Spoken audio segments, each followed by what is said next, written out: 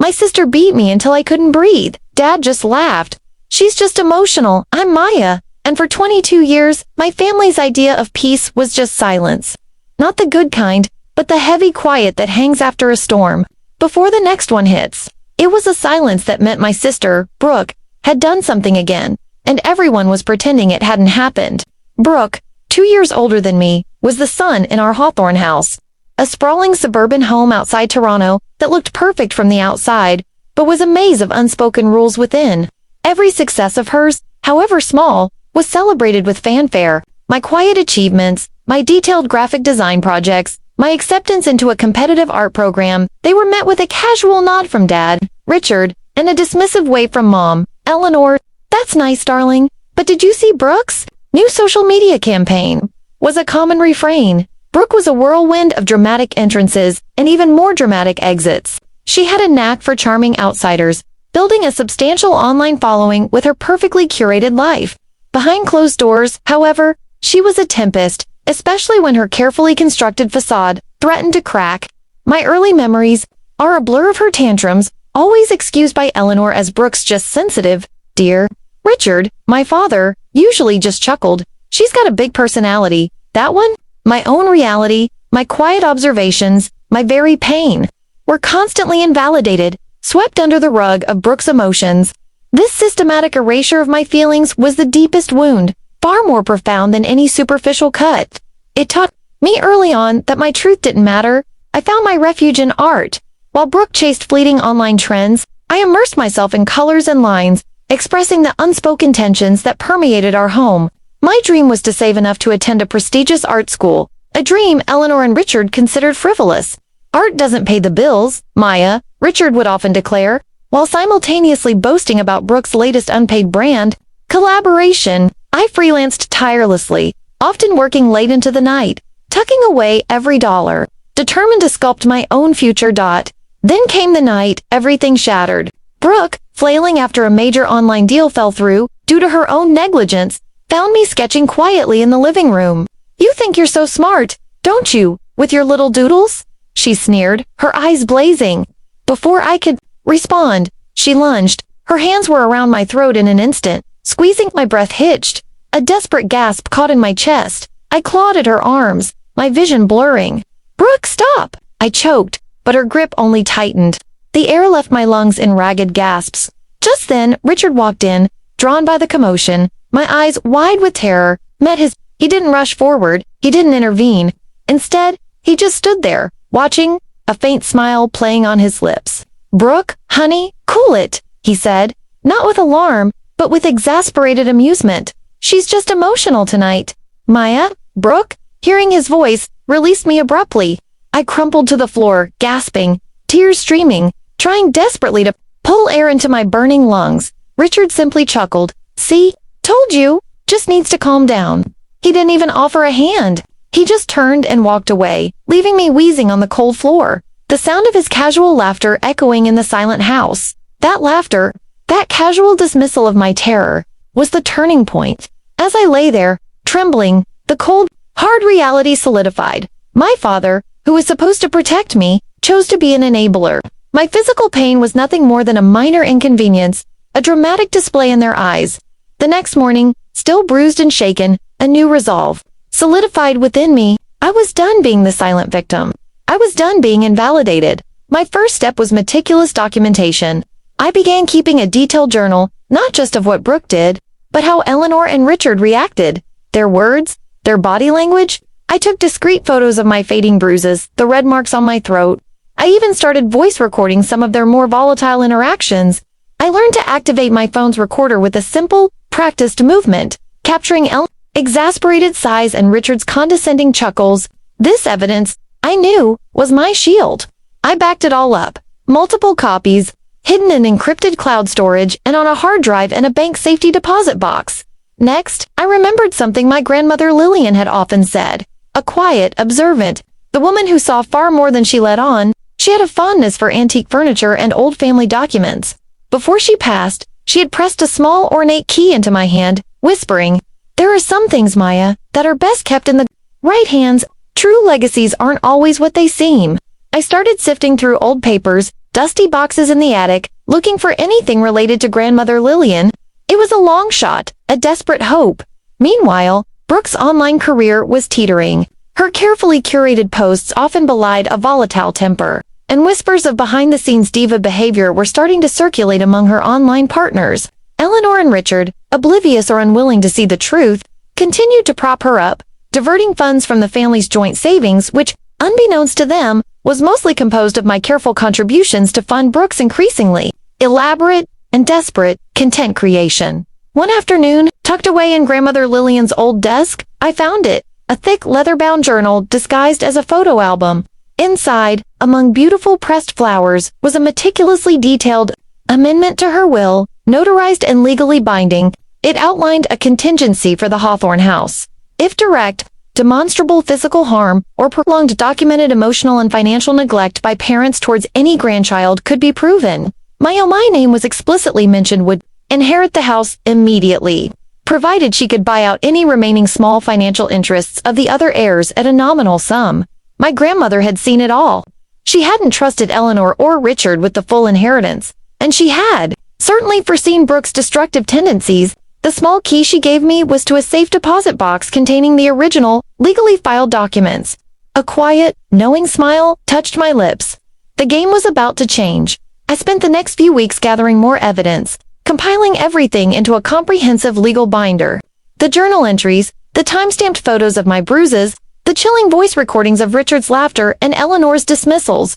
I also gathered records of my own contributions to the family's finances that had been siphoned off for Brooke. My plan wasn't just about escape, it was about exposing the truth, reclaiming what was mine, and forcing them to confront the reality they had so long denied.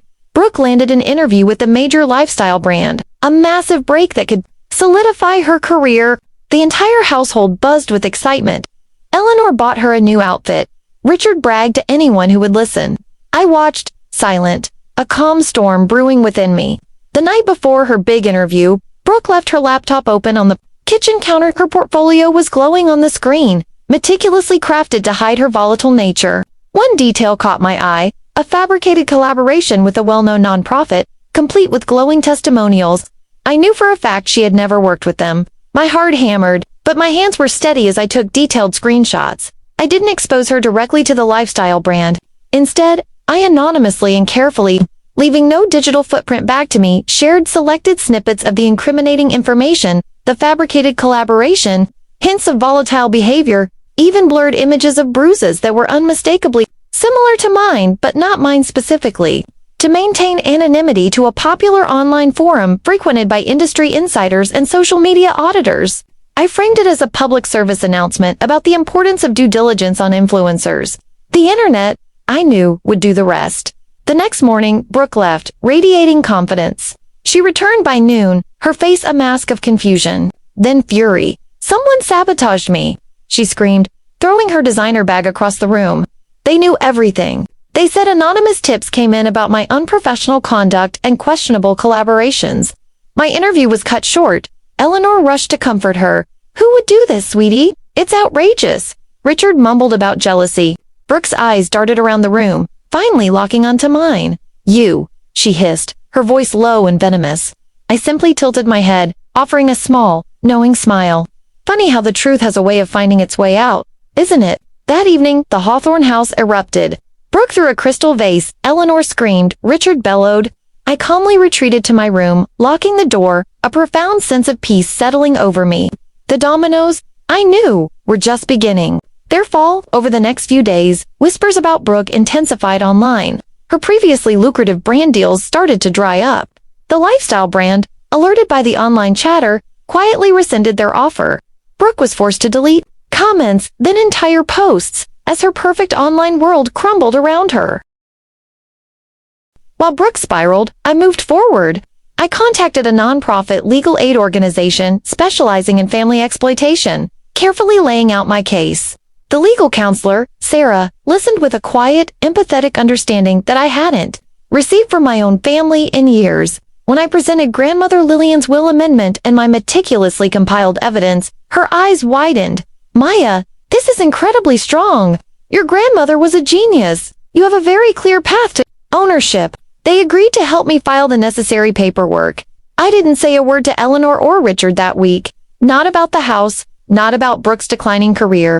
I just observed, watching their frantic attempts to patch up Brooke's public image, to spin narratives, to control the chaos that was now their reality. They were so focused on the outward appearance, they didn't see the silent revolution brewing under their very roof.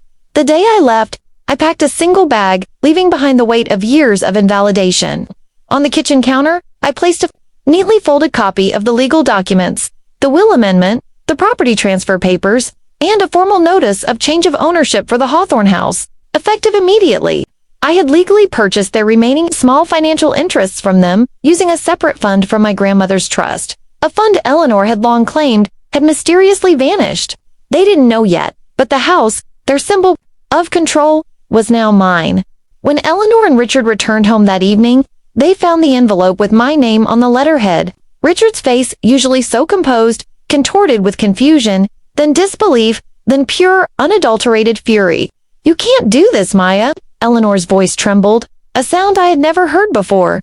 "This is our home." "I just did," I replied, my voice steady, eyes meeting Richard's directly.